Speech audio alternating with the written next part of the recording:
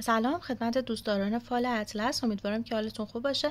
بچه این کارت ها برای متولدین نیمه اول سال هست: فروردین، اردیبهشت، خرداد، تیر، مرداد و شهریور. و طبق این کارت ها که حالا به نیتتون کشیده شده و براتون اینجا چیدم، شما تمرکز داشته باشین روی نیتتون تا اینکه این کارت ها رو برگردونم و نیتتون رو براتون بخونم.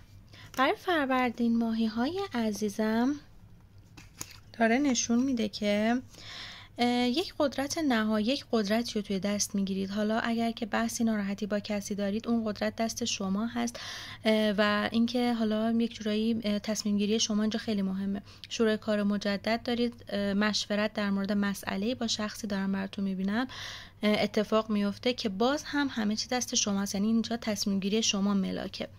برای اردیبهشت ماهی های عزیزم دارم میبینم که صبر و حوصله دارید میکنید در مورد نیتتون و یک جورایی دارم میبینم دارید با صبر این کارتون رو پیش میبرید و خیلی خوب هست. توی 2 وعده یا 7 وعده آینده خبرهای خوشی دارم میبینم بهتون میرسه و این جواب این صبرتون رو میگیرید. برای خرداد ماهی های عزیز توی 1 وعده آینده خبرهای خوشی به گوشتون میرسه. دارم میبینم یک روندی رو دارید پیش میرید برای شروع کاری و دارم میبینم خبر خوبی از سمت آقایی که قد کشیده داره، رنگ پوست تقریبا گندمی داره، به گوشتون میرسه. بیشتر توی فصلهای پاییز دارم میبینم که بخواد این خبر به گوشتون برسه و واسه خوشحالیتون بشه. تیر ماهی های عزیز قدرت نهایی رو به دست میگیرید، به اون چیزی که میخواید میرسین، جواب نیتتون کاملا مثبت هستش و اتفاقات خوب دارم میبینم براتون اتفاق بیفته. یک جورایی دارم میبینم جواب نیت کاملا مثبته. برای مرداد ماهی های عزیزم دارم میبینم فکر جمع کردن پول هستید. یک خورده این روزها از لحاظ مالی دارم میبینم دارید پولی رو جمع میکنید، پولی رو سیو میکنید برای خرج کردن کاری که خوب هست، یعنی این پسندازتون فوق‌العاده بجا هست و خوب هست.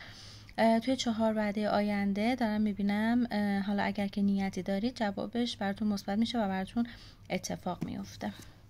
برای شهریور ماهی های عزیزم دارم میبینم یک سری مشکلات و موانع دارین توی نیتتون.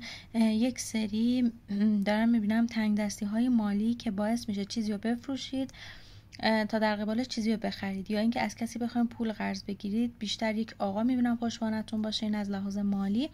از لحاظ نیت حالا عاطفی دارم میبینم یک فرد روبرتون بهتون پشت کرده و توی 5 وعده آینده یک هم صحبتی میبینم. اطرافیانتونم یک سری آدم هایی هستن که انگار دارن حمایتتون میکنن از پشت و دلگرمی بهتون میدن.